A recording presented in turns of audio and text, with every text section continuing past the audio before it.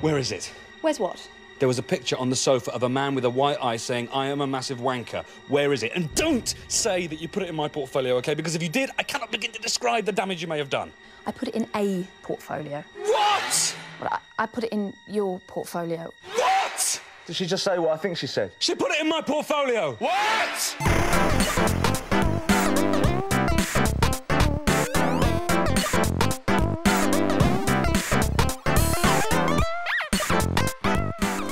Hey, y'all, welcome back. The world's absolute shit right now. No need to sugarcoat it, so let's give ourselves a little distraction. Today we're going to look at a cult sitcom from across the pond, Spaced. It was directed by Edgar Wright and was written by and starred Simon Pegg and Jessica Hines.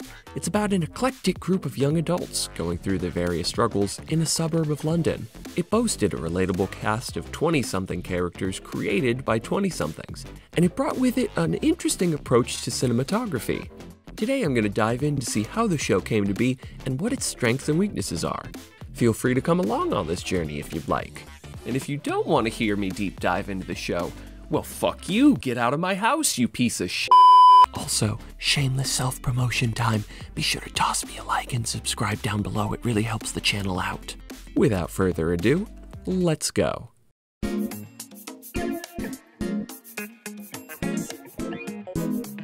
Part 1. Context. Plenty of sitcoms star young folks experiencing the hardships of adulthood, but the team behind Spaced wanted to do something different. And I wanted to write something that was about my experiences living out of home between the ages of 18 and 24 and create a kind of a universe really for some idiosyncratic, authentic characters in a world that I could relate to and that reflected my experiences, because at that point there was nothing on television that came anywhere near what was kind of going on in my life. I mean, a lot of the people that were writing those kind of shows were like just so out of touch. They were like in their 50s. There were shows that were on TV that were just about, you know, goofy guys all sharing a flat and there's a pretty girl and some of them have sex and they say things like, "Oh, I'd love to shag her," and it's like, who speaks like that? No one. They didn't see their personal experiences on screen in contemporary TV, so they set out to make a show where folks like them might feel seen. The show had a low budget, but that didn't stop them from being bold. Maybe the most bold part was Edgar Wright's commitment to really complicated shots. I don't think we really knew how much things cost. Just like I read their scripts, and then I think I probably like added another layer of like sort of complexity to it. So it's something when I look back at it, I think it is that thing sometimes where something becomes ambitious because you're too naive to know, to be told no, or like sort of, so you're just trying to figure out ways of doing things. Not to mention, the show had no laugh track, which was also bold for the time. The UK required them for years, and plenty of sitcoms still used them even when restrictions were lifted, so Spaced was a part of a trailblazing movement in UK comedy.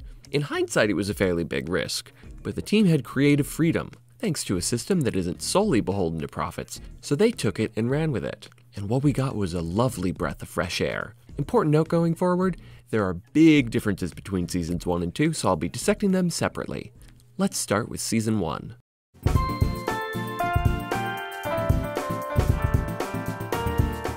Part 2. The first season. What went well? It'd be criminal if I didn't lead with this. The camera work is amazing. Like in this scene when the landlady's daughter is storming out of the complex, just look at how brilliantly they show the leads tracking the path of sound. What's that? It's, Amber, Marsha's daughter.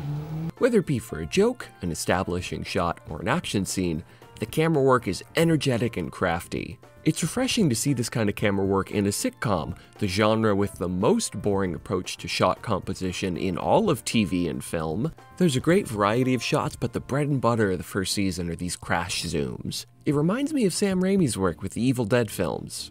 In general, Spaced has a great blend of influences. They have a lot of witty banter, perhaps inspired by some British contemporaries. They have high-energy bits that feel ripped from the most coked-out MTV segments, but also characters are often low-key and just shoot the shit about Star Wars and comic books. Well, I didn't think Phantom Menace was that bad. Reminiscent of some very specific 90s American comedies. Think the average stormtrooper knows how to install a toilet main? All they know is killing in white uniforms. Jessica references Kevin Smith's films as an inspiration for this brand of pop culture referential humor, but it never feels like a copy of his work. And the same could be said of every other influence I've mentioned. They find a way to make it their own. Also, Spaced has some of the best cutaway gags I've seen. My introduction to cutaways was sadly Family Guy, which has such useless and bad cutaways that are functionally just filler, but in Spaced, the cutaways add to the scene. At times, it's a piece of backstory or a secret someone isn't letting on. We don't know each other that well, do we?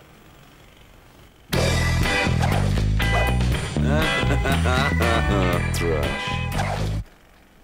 No. Other times, it's information that would be clunky to deliver through dialogue. We could probably cut down on the fake sex noises. Shame. Their placement is masterful, and so is their execution. The cutaways are a good segue into talking about the show's masterful editing. When Spaced isn't carrying a scene through unique shot composition, it's often doing so with creative edits. Like this glorious transition from out behind the TV. It takes a lot of foresight to have edits that flow this smoothly, and it lets the scenes flow in really organic ways. The show also has a lot of fun with sound effects. Not many people came, but you're having a good time, aren't you?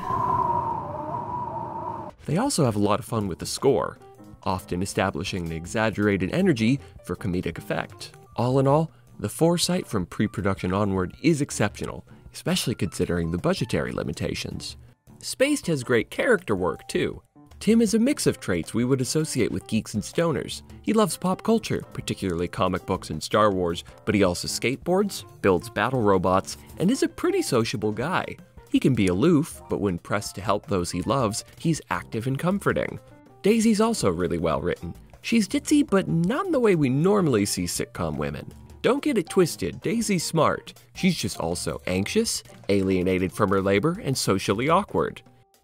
I've never felt more seen. Both characters grow as the season progresses, becoming incredibly three-dimensional by the end.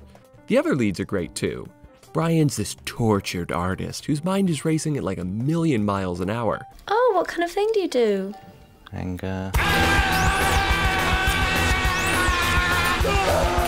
But at his core, he's a very sweet person, just a little awkward at navigating life. I feel you on that one, Brian. Mike's a military man, but at the same time, the softest teddy bear you'll ever meet. Bought something? I've got a landmine. Oh, right. Okay. Marsha's a fun wine mom landlady. She's a bit forward, but like most of the other characters, her heart's in the right place. The leads are great, and so are the side characters. Peter Serafinowicz plays the most comically smug asshole, a guy who started dating Tim's ex soon after she dumped Tim. That is why I sleep in the arms of a beautiful woman, and you spend your evenings alone in your bedsit with cheap porn. His rivalry with Tim culminates in one of the most fun arcs. It's not a bedsit. It's a flat. There's an EDM-loving biker named Tyree. Anyway, he's a fun change of pace for the group, super energetic and loud compared to their mostly mellow selves. Oh, and there's also Colin, their dog. I don't know, he's cute. I wanted to show the dog. What do you want from me? Also, I originally dinged the show for its handling of a gender non-conforming character, but after rewatching the episode, I actually think they handled the character pretty well. Well, the character himself isn't terribly three-dimensional, she's just a pretentious ass. So nice to see you. Are you still painting? But I say the show handled the character well because it does a good job of respecting Vulva's pronouns. That's the character's name, by the way, just so we're clear. Brian, who has leftover romantic feelings for Vulva, makes an effort to switch between he-she pronouns, which it seems is generally a desire of gender non-conforming folk that sadly rarely materializes. So it's neat to see Spaced be somewhat ahead of its time in respecting a gender non-conforming person's pronouns. So that roughly sums up my positive thoughts on Season 1. And though there's a lot to love, there's plenty to be critical of.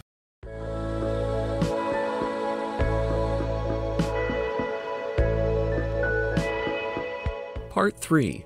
The first season, what didn't go well. I'll be the first to tell you I love the cinematography, but it starts to feel a little samey after a while. Crash zooms are fun, but when it's the 10th crash zoom in the episode, it starts to feel old hat. Edgar Wright's acknowledged this, talking about how season 1, particularly the first few episodes, start to feel a bit crammed. And I'm always like astonished when I watch it of just how much is crammed into every 24 minutes. It's extraordinary. It seems to be a result of him being young and not yet finding the proper balance between dynamic and standard shots. Again, this is a complaint coming from an element I enjoy, but I guess this proves it's possible to have too much of a good thing. Earlier I mentioned all the leads that were well written, but sadly that can't be said of everybody. Twist is the only main character I would say isn't an absolute win. She starts off pretty bitchy with no redeeming qualities. Anyway, it's quite a nice flat. Be better when you've unpacked and cleaned up a little. They eventually build her up to be just aloof and unaware of how she's coming off, which is a nice place to be, but it takes a few too many episodes to get there. They also don't do her any favors in season 2, but we'll get to that in a minute. Also, Spaced weirdly sexualizes Marcia's daughter, who is a teenager. Are you suggesting we crash Amber's party? I don't know, it'll just be a load of teenage girls. And that's a good thing.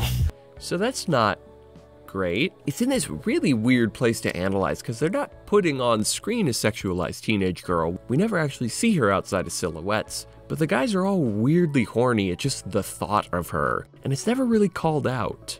I'm sure in the writer's mind she's like 18 or 19, but Tim and all of them are supposed to be like 24 or older, so that doesn't really help make it any less bleh. Those are the things that stuck out to me as flaws in the first season. Like I said, it really is a tale of two seasons with Spaced, so let's move on to season 2.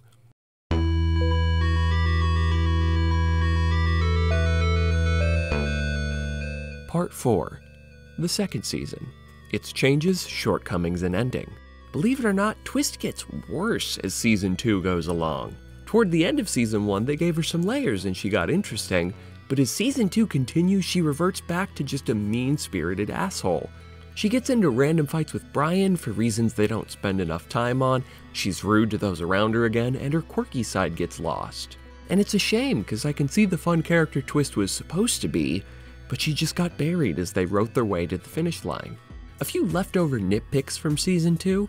The intro to the season premiere has this weird glitch where it tries to freeze frame on characters but ends up jostling between a couple of frames at a rapid pace. I thought it was just a mistake on Hulu's stream, but I checked other sources and the opening is like that wherever you look. If it's supposed to be a joke, I either don't get it or don't think it's very good. Also, on the subject of season 2's opener, the opening exposition is really lazy. I know the writers had to catch folks up on what the characters were going through and likely had to get some new audience members up to speed, but they resort to really simple and lazy exposition, having the characters just kinda go, "Oi, I'm Tim, I like Star Wars, bruv." Which I only even feel like bringing up is a bad thing because the first season had such a genius idea to naturalize the exposition, having the characters catch each other up to speed on their lives in preparation for tricking Martha. You have a boyfriend called Richard who's studying in Hull. Hull. Oh, Hull. But we're not going to mention him. You want to be a journalist, but you haven't quite tried that yet. And your best friend's called Twist, and she works in fashion. They're like in-universe studying for an exam on each other. It's just so mwah. But then season 2 waltzes in and has a really boring, standard moment of exposition. This is Brian. He lives downstairs from us. He's an artist. Just wish the writers could have found a more creative way to catch us up is all. Next, an interesting arc is established between Brian and Twist, and then is promptly dropped. Brian's happy while dating Twist, but he can no longer get the drive to paint, which sets up a really interesting dynamic to be explored about if he'd choose his happiness or his art. But they drop that thread after the episode and it's never mentioned again, so it's a bit of a waste. Lastly, as I've said in other videos of mine before, it bums me out to see funny shows where people of color don't seem to have a chance to be involved. There's a single person of color in season 2, and that's it for the whole series. But he's not even an organic character, he's only there for a One Flew Over the Cuckoo's Nest visual gag. So even when they bothered to diversify their cast, it's not to allow a person of color to flaunt their comedic chops, it's just for an elaborate reference. Considering one of the stated goals of the show is to put character types on screen that you didn't see on British TV, it'd be nice if the writers did that for people of color too, not just Simon and Jessica's specific experiences. Again, just a little thing that bums me out. Not trying to cancel the creators or anything. As far as complaints go, that's about it though. Those flaws aside, Season 2 is a pretty big improvement on Season 1. For starters, Marcia's daughter runs away, so we no longer have to watch the men drool over her, which is good. Our leads also get some nice character growth. Tim becomes more confident and gets his dream job. Daisy becomes more assertive and less flighty, and Brian expresses himself more. To combine character growth with my SJW identity politics, I particularly love one episode where Tim is lashing out and calling all women untrustworthy. It's just, oh no, sorry, I can't come round tonight because I've had ever such a long day. It's me and Sarah. It's Millie and Egg. It's textbook. Ow. I like how immediately the show pivots to say, this behavior's shite. And the episode's all about him dealing with his toxicity. A+. Nice. In terms of improving on Season 1, the camera work feels much more stable during non-dynamic shots. Even the calmer scenes in Season 1 felt like they were filmed mostly handheld, which leads to very lively but shaky shots, whereas a lot of non-dynamic shots in Season 2 feel nice and locked down. It creates a clearer difference between the shots used for comedy and the moments of normalcy. Most importantly though, Season 2 stuck the landing. Spoilers, I suppose. Skip to the this on screen if you want to avoid. Now, of course, give them a second to open their phone if they're listening on audio. Our leads find themselves at a tumultuous impasse as they're about to be kicked out of the flat, leading to this lovely Empire Strikes Back visual gag. Tim and Daisy are on shaky ground, Mike feels ignored by Tim, and Tim's trying to balance his relationship with a new girlfriend with the possible expiring relationships of his old friends. Tim ends up finding the right way to thread the needle though, making up with Mike, respectfully saying goodbye to his waifu, and stopping Daisy from leaving on a train. It results in this lovely moment of Daisy and Tim cuddling on the couch, just enjoying the company of each other. And I like that, in these final moments, the writers simply let these characters vibe. No need to force a kiss or anything, and in fact I think the lack of a specifically romantic gesture helps make the ending a bit stronger. All in all, a wonderful conclusion.